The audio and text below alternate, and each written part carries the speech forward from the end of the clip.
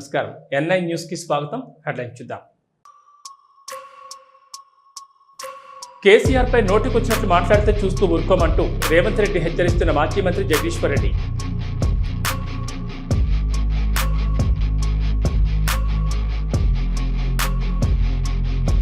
అవినీతి ఎలా చేయొచ్చు అనే మోడల్ను రేవంత్ తీసుకొచ్చాడు. మాజీ మంత్రి హరీష్ రావు సీఎం రేవంత్ రెడ్డిపై విమర్శలు.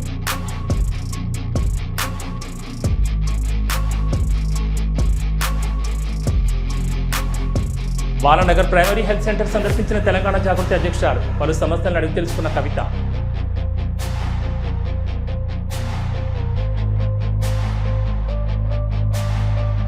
కేసీఆర్ పై నోటుకొచ్చినట్లు మాట్లాడితే చూస్తూ ఊరుకోమంటూ రేవంత్ రెడ్డికి స్ట్రాంగ్ వార్నింగ్ ఇచ్చారు మాజీ మంత్రి ఎమ్మెల్యే జగదీష్ రెడ్డి.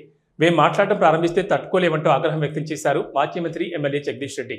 పాపం ఎప్పుడు తన సహజ స్వభావాన్ని ఇంకా కూడా విడనాటం లేదు. 2 సంవత్సరాలు పూర్తయినా కూడా చేస్తున్నదేమో ప్రజాపాలన పేరు మీద పర్యటనలు. ఒకవైపు ఎన్నికలు జరుగుతున్న సందర్భంలో టెక్నికల్ గా కేవలం ఒక సాకు తీసుకుని పట్టణాలలో సమావేశాలు పెడుతున్నా అని చెప్పి అది కూడా ఖాళీ కుర్చీలకి ఉపన్యాసం ఇస్తూ మళ్లీ నోటికొచ్చినట్టు రోత మాటలు మాట్లాడుతున్నాడు. చాలా అసహ్యంగా, చాలా జుగుప్సాకరంగా ఉంటున్నాయి ముఖ్యమంత్రి మాటలు.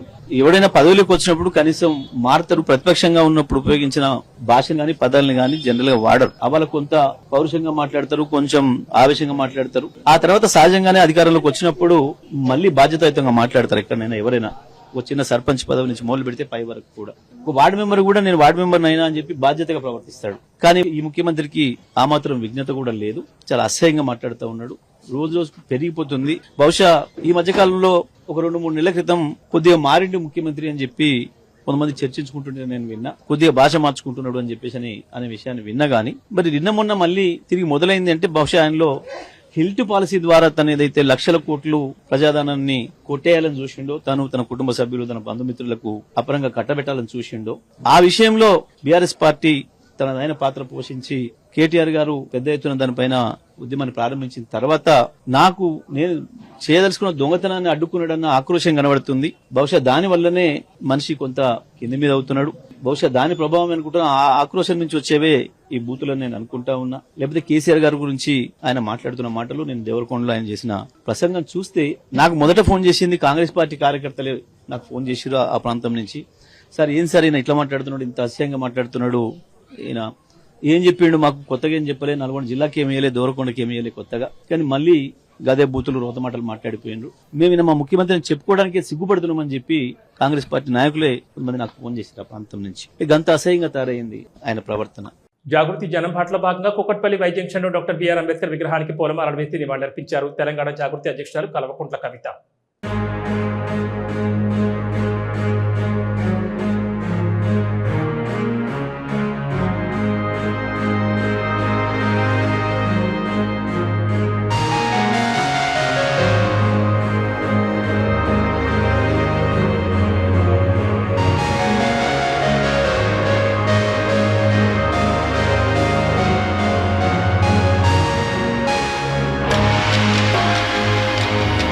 అవినీతి ఎలా చేయొచ్చు అనే ఒక మోడల్ను రేవంత్ తీసుకొచ్చాడని విమర్శించారు మాజీ మంత్రి Harish Rao.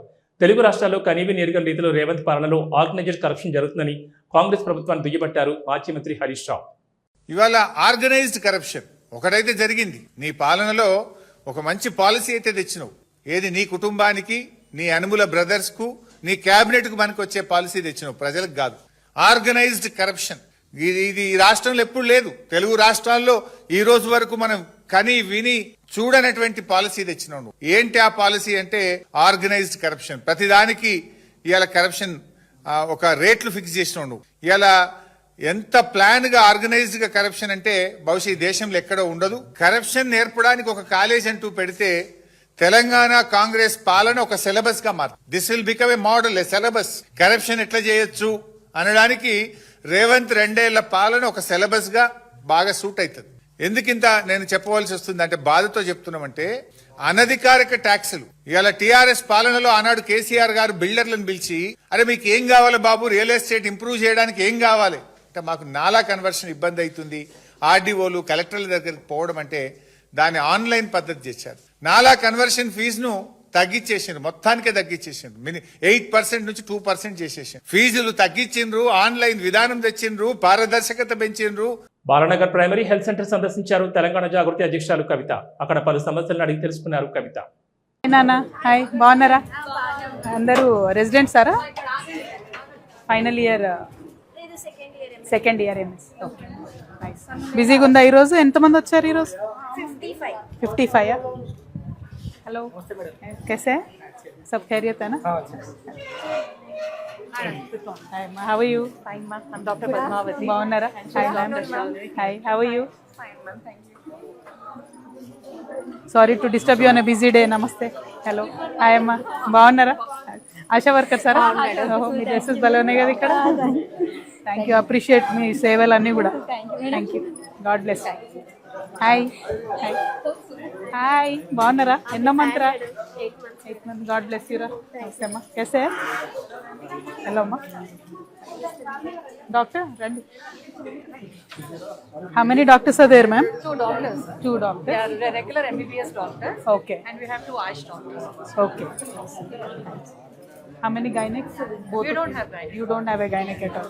But there are deliveries. Primary health center, yes. So, PH. Last month 24 deliveries. 24 deliveries. And this month we are had 7.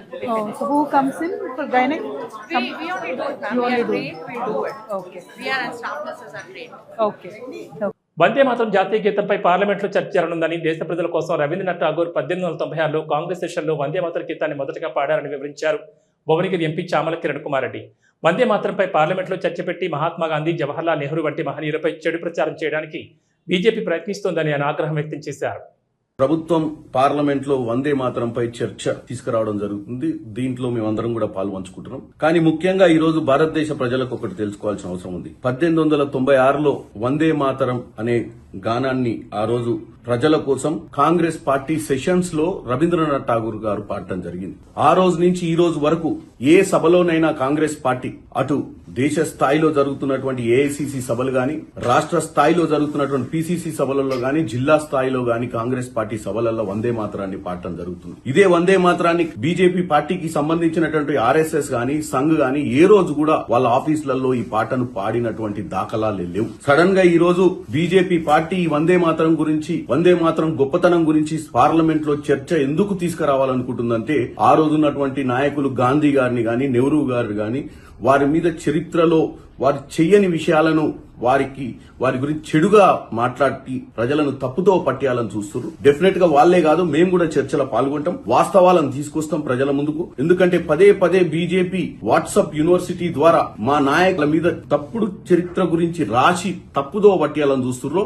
దాన్ని మేము కూడా ఈ రోజు ప్రియాంక గాంధీ గారు మాట్లాడతారు, తెలంగాణ నుంచి నేను కూడా మాట్లాడుతున్నా. మేమందరం కూడా వాస్తవాలను ఈ రోజు దేశ ప్రజల ముందుకు తీసుకొస్తామని చెప్తున్నాం. ఎందుకంటే మేము ముఖ్యంగా ఈ యొక్క చలికాల సమావేశాలలో కేవలం 15 రోజులు మాత్రమే సమయం ఉంది. ఈ 15 రోజులలో దేశంలో ఎన్నో సమస్యల గురించి చర్చ చేయాల్సిన అవసరం ఉందని చెప్పి మేము చాలా రోజుల నుంచి ధర్నా చేసినాం. ఇప్పుడు ఎలక్షన్ రిఫార్మ్స్ మీద కూడా రేపు చర్చ పెడుతున్నారు. ఇదే ఎప్పుడో పెట్టాల్సిన అవసరం ఉండే, ఈ రోజు వందే మాతరం మీద పెడుతున్నారు. కానీ ఇండిగో తోటి సమస్యలు అవుతున్న ప్రజల గురించి మాట్లాడటానికి ముందుకు వస్తలేరు. ఢిల్లీలో జరుగుతున్న పొల్యూషన్ గురించి ముందుకు వస్తలేరు. దేశంలో జరుగుతున్నటువంటి ఈ యొక్క అన్ఎంప్లాయ్మెంట్, నిరుద్యోగాలు, ఎందుకంటే యువతకు ఉద్యోగాలు, యువతకు అవకాశాల గురించి మాట్లాడే పరిస్థితి లేదు. కేవలం రాజకీయాలు, కేవలం ఎలక్షన్ల గురించి మాట్లాడే అటువంటి పరిస్థితి వీళ్ళకు ఉంది. కాంగ్రెస్ పార్టీని తప్పుదో పట్టాలని చూస్తున్నారు. కాంగ్రెస్ పార్టీని కాదు, కాంగ్రెస్ పార్టీ మీద ఇట్లాంటి చర్చలు పెట్టి ప్రజలను తప్పుతో పెట్టాలని చూస్తున్నారు. మేము ఎట్టి పరిస్థితుల్లో ఊకోం, మేము కూడా మాట్లాడతామని తెలియజేస్తున్నాం. 2 ఏళ్లలో ప్రజలకు కాంగ్రెస్ ప్రభుత్వం మొండిచేయి చూపించిందని అన్నారు మాజీ మంత్రి హరీష్ రావు. రేవంత్ రెడ్డి ప్రభుత్వంది ప్రజాపాలన కాదన్నారు. ఇచ్చిన హామీలను అమలు చేయకుండా దగాపాలన చేస్తోందని ఎద్దేవా చేశారు హరీష్ రావు. చెప్పాలంటే 2 ఏళ్ల మొండి చెయ్యి, 2 ఏళ్ల మొండి చెయ్యి. ఈ పాలనకు ఒక మాటలో ఏదైనా చెప్పాలంటే మొండి చెయ్యి ఇచ్చింది రాష్ట్ర ప్రజలకు. కాంగ్రెస్ పార్టీ మొండి చెయ్యిని అందించింది, మొండి చెయ్యిని చూపించింది. తెలంగాణ ప్రజలు అనుభవిస్తున్నటువంటి కడగండ్లకు 2 ఏళ్ళు అయినాయి. ఈ 2 ఏళ్ల పాలనలో అన్ని వర్గాల ప్రజల్ని మోసం చేసింది, రాష్ట్రాన్ని అధోగతి పాలు చేసింది. 2 ఏళ్ల పాలనలో రేవంత్ రెడ్డి వారి మంత్రుల మాటలు కోటలు దాటినాయి తప్ప చేతలు గడప దాటలేదు. ప్రభుత్వ విజన్ ఏంటో, విధానం ఏంటో, ఈ ప్రభుత్వానికి అభివృద్ధి పట్ల, సంక్షేమం పట్ల ఉన్న శ్రద్ధ ఏమిటో అసలు ఇప్పటిదాకా ఎవరికి అర్థమైన పరిస్థితి లేదు. అంతా గందరగోళం, అంతా అయోమయం, ఆగమాగం, సగం సగం. సరే, ఒక ప్రభుత్వం ఎన్నికయ్యేది 5 ఏళ్ల కోసం. మొదటి 2 ఏళ్లే చాలా కీలకమైనటువంటిది. అన్నం ఉడికిందా లేదా చూడడానికి ఒక మెతుకు ముట్టుకుంటే చాలన్నట్టు మొదటి 2 సంవత్సరాల పాలన ఈ ప్రభుత్వం ఎటువైపు ప్రయాణిస్తుందో అర్థం చేసుకోవడానికి ఒక గీట్రాయిగా పనికొస్తుంది. ఈ 2 ఏళ్ల పాలనలో చూస్తే ఎక్కడ ఏ ఒక్క విషయంలో కూడా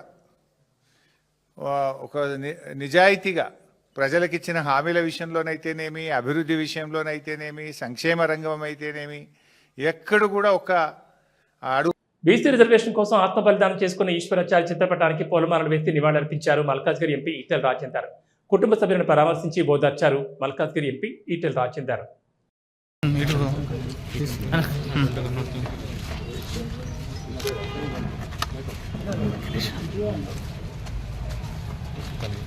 ఒక సైడ్కి ఉండు.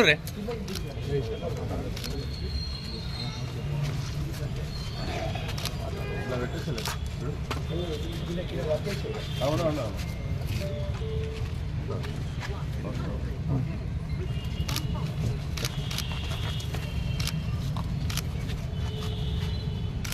జోహార్ ఈశ్వరాచారి. జోహార్ జోహార్.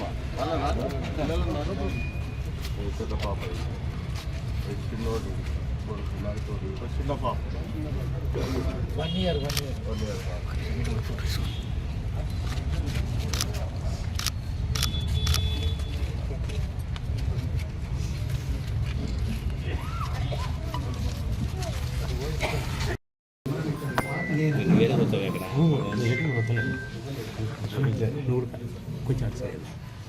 మీరు వెనక నుంచండి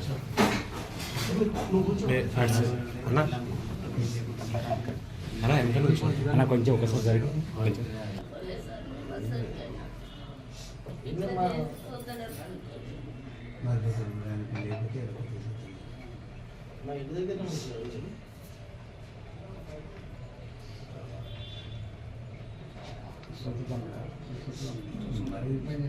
అపర్ణ కన్స్ట్రక్షన్స్ లో ప్రైవేట్ లో జాబ్ చేస్తాను. సేల్స్ డిపార్ట్మెంట్ లో జాబ్ చేస్తాను.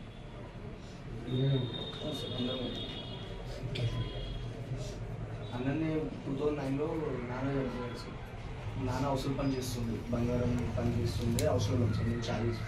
సో నాన్న ఉన్న రోజులు నాన్న చూసుకుంటాను. 9లో నాన్న చనిపోయిన తర్వాత అన్ననే మమ్మల్ని పోషించాడు. ఇక నేను చిన్న ఉండే అప్పుడు అన్ననే ముందరదాకా అన్ననే చూసుకున్నాను. నేను కూడా జాబ్ వచ్చిన తర్వాత నేను కూడా కొంచెం ఇంటికి సాయం చేస్తున్నాను. కానీ ఇలా పెద్ద దిక్కు అన్ననే ఉంది సార్. అన్ననే ఇలా అవడం అనేది అర్థం అవ్వట్లేదు. మంచిగా ఉండట్లేదు సార్. మంచిగా అంతా ప్రతి మనిషి కానీ ఇలా ఎలా పిల్లల్ని అమ్మని మమ్మల్ని అందరూ ఉద్దేశంగా చేసుకుంటారో ఖమ్మం రఘునాథపాలెం మండలం కోటపాడు కోయిచలక గ్రామంలో మాజీ మంత్రి పువ్వాడ అజయ్ కుమార్ పర్యటించారు. కోటపాడు గ్రామ పంచాయతీ సర్పంచ్ ఎన్నికల ప్రచార కార్యక్రమంలో పాల్గొన్నారు. కోయిచలక గ్రామంలో మాజీ మంత్రి పువ్వాడ అజయ్ కుమార్ సమక్షంలో పలు కుటుంబాలు బీఆర్ఎస్ పార్టీలో చేరారు. కోటపాడు గ్రామంలో మన పంచాయతీ ఎలక్షన్లకి నన్ను ఆశీర్వదించడానికి వచ్చిన అజయ్ కుమార్ గారికి మరియు అదే ధన్యవాదాలు సార్. అదేవిధంగా మా యొక్క గ్రామంలో ప్రతి కార్యకర్త కూడా సార్ విజయానికి అంటే సర్పంచ్ 10కి 10 వార్డు మెంబర్లు అందరం కలిసి పంచాయతీ ఆఫీస్ లో ఉండాలి, ఫుల్ బాడీతో రావాలని ప్రతి కార్యకర్త కూడా శక్తి వంచన లేకుండా ఒక్కళ్ళు ఒక 10 ఓట్ల 20 ఓట్ల ఇంటి పక్కన వాళ్ళని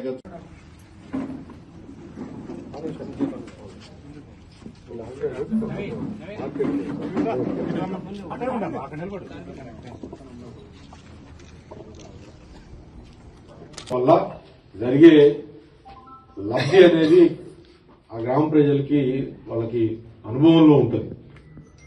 గతంలో సర్పంచ్లుగా 10-15 సంవత్సరాలు 20 సంవత్సరాలు కూడా చేసేవాళ్ళు. కానీ ఇప్పుడు ఏమవుతుందంటే రిజర్వేషన్లో రావడం వల్ల మారటం వల్ల 5 సంవత్సరాలకు ఒకసారి రిజర్వేషన్లు మారుతూ ఉంటాయి. కులాన్ని నిరూపించుకున్న ఇద్దరు నాయకులు కూడా పక్కనే చిమ్మపూడి కోటపాడులో పోటీ చేయడం అనేది మనకి బీఆర్ఎస్ పార్టీకి కూడా గొప్ప అవకాశం కింద నేను భావిస్తా ఉన్నాను. ఇవాళ ఎవరు వచ్చినా ఏమొచ్చినా లేకపోతే సంచులు వచ్చినా లేకపోతే ఇంకోటి వచ్చినా ప్రజలు చూసేది ఓన్లీ సంచులు చూడరు. ప్రజలు ఏం చూస్తారంటే మరి ఆ కష్ట నష్టాల్లో గ్రామ ప్రజలకి ఎప్పుడు కూడా చేదోడు వాదడుగా ఉంటాడా లేదా అనేది కూడా ప్రజలు తప్పకుండా చూస్తారు. ఒక నాయకుడి యొక్క నాయకత్వ లక్షణాలు ఎన్నికలప్పుడు ప్రజలు గతంలో తనకి తను చేసిన సేవల వల్లనే వాళ్ళకి గుర్తొస్తాయి. నాకు తెలిసి మరి కుంటముక్కల వెంకటేశ్వరరావు నాతోని ఇప్పటికి ప్రయాణం దాదాపు గ్రామం కోసం అని చెప్పి నిరంతరం కష్టపడినోడు, నిరంతరం పార్టీ కోసం మనం ఇది ఉన్నాడు. ప్లస్ ఈ ఎన్నికలనే కాదు, గత ఎన్నికల అనేకం చూసిండు. రవి గారు కూడా నీకు ఎన్నికలు చూసిండు, నాకన్నా ఎక్కువ చూశారు ఎన్నికలు. వాళ్ళు నాకన్నా ఎక్కువ అనుభవం ఉన్నవాళ్ళు.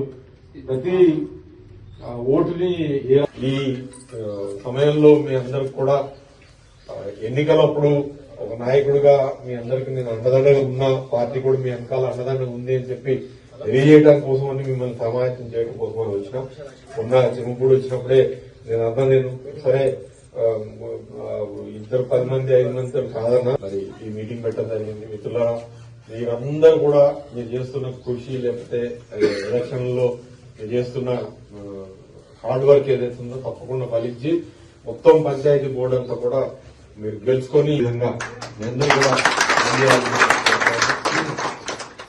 ఒకటే మనం చెప్పాల్సింది, ప్రజలకు చెప్పాల్సింది కూడా, మనం గతంలో కోటపాడు గ్రామం ఎట్లుండే, నేను ఎమ్మెల్యే 2010 సిడిపి నిధులు కానీ, సుడా నిధులు కానీ, లేకపోతే డిఎంఎఫ్టి నిధులు కానీ, లేదా మంత్రి పొంగులేటి ఇలాఖా పాలేరు నేలకొండపల్లి మండలం మజ్జుగూడెం గ్రామ పంచాయతీ కాంగ్రెస్ పార్టీ సర్పంచ్ అభ్యర్థిని ఇంటిపై బీఆర్ఎస్ నేతలు దాడి చేసి హత్యాయత్నం చేశారని, తమకు రక్షణ కల్పించాలని కోరారు కాంగ్రెస్ పార్టీ సర్పంచ్ అభ్యర్థిని పొడ్డు రేణుక.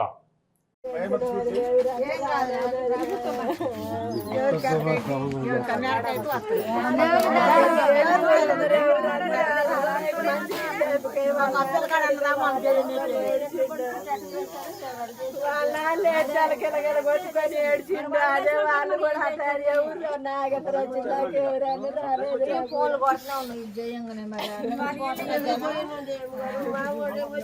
ప్రకాశం చేసిన నీ దాంట్లో బ్యాలెన్స్ లేదు. ఎంతమంది వచ్చారు,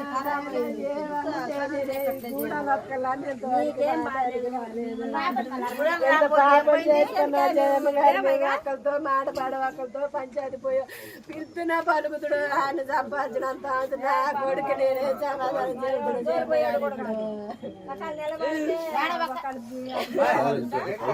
పట్టుకొని గుళ్ళ ప్రమాణం చేస్తా, ఏ సంబంధం లేదని ఒప్పుకోవని నేనైతే ఏ కేసు కూడా పెట్టలేగా. ఇంతకన్నా రమేష్ గారు మీరు పెద్దోళ్ళు ఏం జాతర చేయరా నిజుడు తలుపులు ఎట్ట పట్టుకున్న వదిన నాకు పేస అతను బయటికి రాలా, కొగ్గ పట్టుకొని గెలగల కొట్టుకున్న ఇద్దరు ఏంది మమ్మల్ని నేను తొక్కుకోవటం పెట్టట. జయమ్మ గారు చేతి కాల్ చేయాడు. ఫస్ట్ మా బావ చేతి ఎత్తలేదు, మా బావ నిద్రపోయేవండ. నాగేంద్ర ఉపేంద్ర వచ్చింది, నాకు కూడా తలుపులు పట్టుకున్నాం. వాళ్ళు అట్లా ఎత్తారు, అసలు వచ్చారు కాదండి. ఏం పోయినా బాగాలేదు, బయటికి వెళ్తే మేము అన్నేళ్ళకి చదువురా పాపం ఏముంది చెగట్లా ఎంత గూడెం కాదు. ఇది ఒక్కలా ఈ కర్రలు చంపడానికే తీసుకొచ్చింది.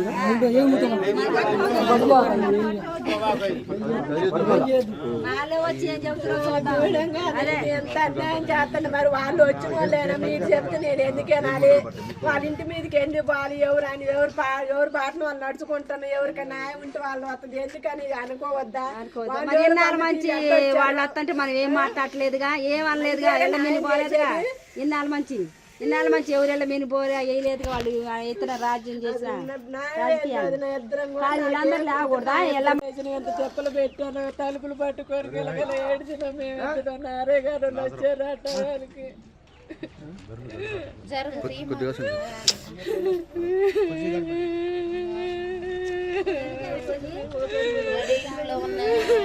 నడుగులో ఉన్న ఇల్లునే ఎంత ఖాళీ చేశారు. అదే ధర ఉంటే చంపిపోయేవాళ్ళు దొరికినట్టయితే.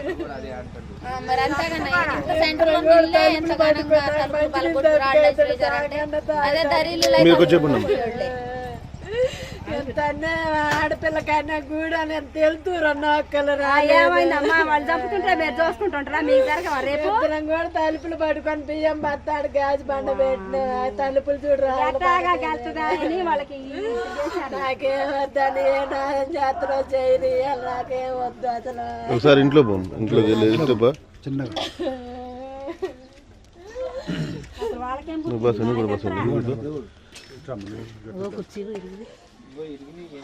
చూడా తలుపులు అడ్డు పెట్టారు గట్టిగా దాని చేద్దరం ఏ రకం ప్రారంభమేది నా పిల్లగాళ్ళు ఏం కావాలని మేమెవరు చదువుకొని పోయాలి వచ్చాను బండికి ఇచ్చి కడదామని బ్యాంకులు మన డబ్బులు తెచ్చి పెట్టిన డబ్బులు కూడా మేము డబ్బులు పోతే నేను ఎవరైనా అడుక్కుందును మా ఆయన ప్రాణం పోతే నా పిల్లగాళ్ళని ఎవరు చూడాలని. ఖమ్మంలో చలి తీవ్రత అధికంగా ఉన్న నేపథ్యంలో వైరా మున్సిపాలిటీలో పారిశుద్ధ్య కార్మికులుగా పనిచేస్తున్న 40 మందికి వైరా పోలీసుల ఆధ్వర్యంలో స్వెటర్లు అందజేశారు. ఈ సందర్భంగా వైరా పట్టణ ఎస్ఐ పుప్పాల రామారావు మాట్లాడుతూ తెల్లవారుజామున 4 గంటలకు విధులకు హాజరై విధులను శుభ్రపరుస్తూ ప్రజలను పరిశుభ్ర విధులుగా తీర్చిదిద్దుతున్న పారిశుద్ధ్య కార్మికులు చలిలో పడుతున్న బాధను చూసి వారికి స్వెటర్లు అందజేశామని ఎస్ఐ రామారావు తెలిపారు.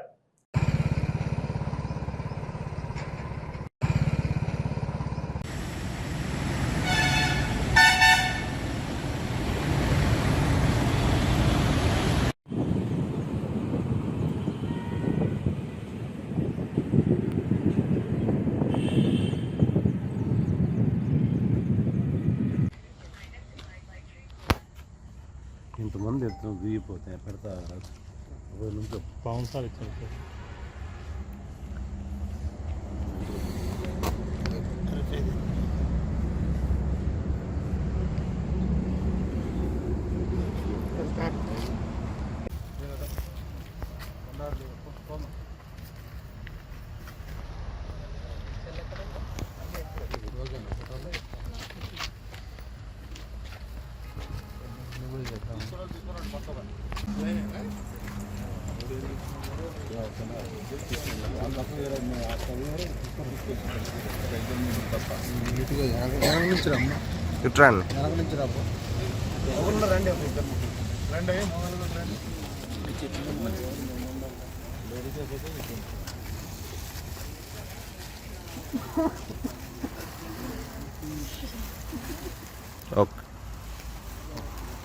పెద్ద మనిషి నేరుగా అక్కడ రా ముందుకు రా.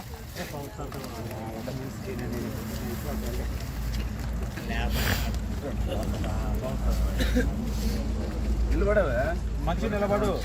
ఓకే కూడా ఆరట ఇక్కడ ఆరట ఉంటాయి మంచిది. రండి మీరు లైన్లో రాబడి. Okay sir.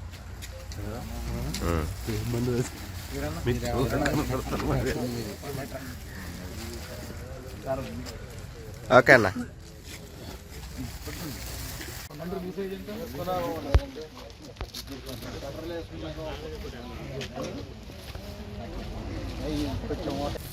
రిమైనింగ్ వాళ్ళు మీ గ్రూప్లో రానుంటే ఆ లిస్ట్ ప్రకారం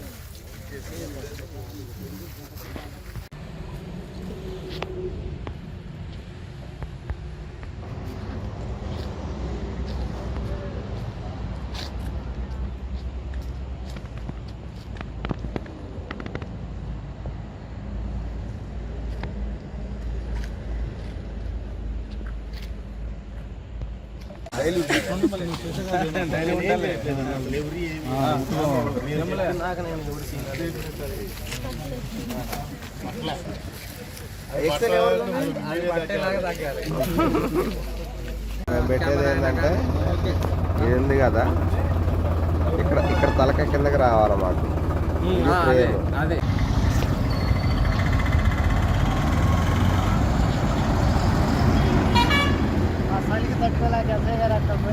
మంచిగా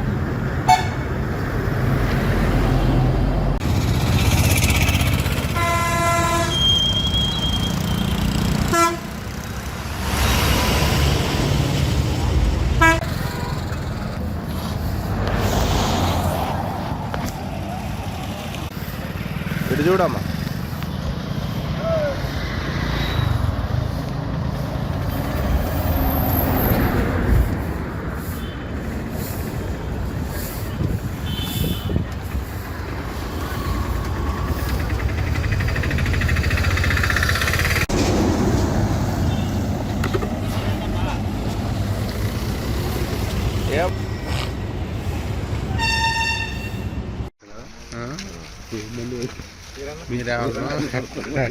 మీరేమో రెడ్ షేడ్ అట్టుంది మీది.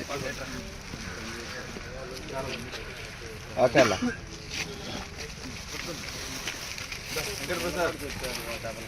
ఓకే. ఘనంగా తెలంగాణ రైజింగ్ గ్లోబల్ సమిట్ 2025 ప్రారంభోత్సవ వేడుకలు ముఖ్యమంత్రి రేవంత్ రెడ్డి ప్రారంభించి మాట్లాడారు.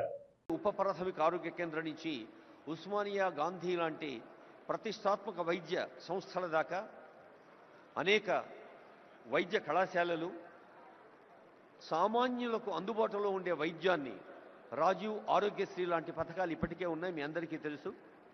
మరి వైద్య శాఖ కృషిని కూడా హాల్ 3లో మనం వినబోతూ ఉన్నాం. అలాగే కొరియా అండ్ ఆస్ట్రేలియా హాల్ 4లో for the kind attention of people who are interested. Honorable CM has been repeatedly telling the competition of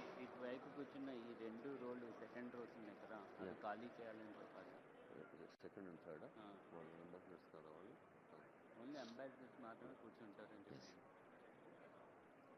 May I request the attention of dignitaries who have already occupied second row and third row. I would like to repeat the request. Ambassadors are on the way. Senior officials and senior hosting team, IAS, IPS, IFS, IRTS and different civil services officers and state level officers are welcoming them. దయచేసి రెండో వరుసలో మూడో వరుసలో ఉన్నవాళ్ళు ambassadors కోసం అలాగే golden pass ఉన్న వాళ్ళ కోసం సీట్లు కేటాయించవలసిందిగా రిక్వెస్ట్ చేస్తూ ఉన్నా on behalf of all the hosting team and senior officials here. May I request dignitaries who have already occupied second row and third row kindly vacate. Let's all welcome with warmth of Telangana the people from different parts of country and different parts of the world. Narasimha Reddy garu. ఇవి bulletin విశేషాలు. నమస్కారం.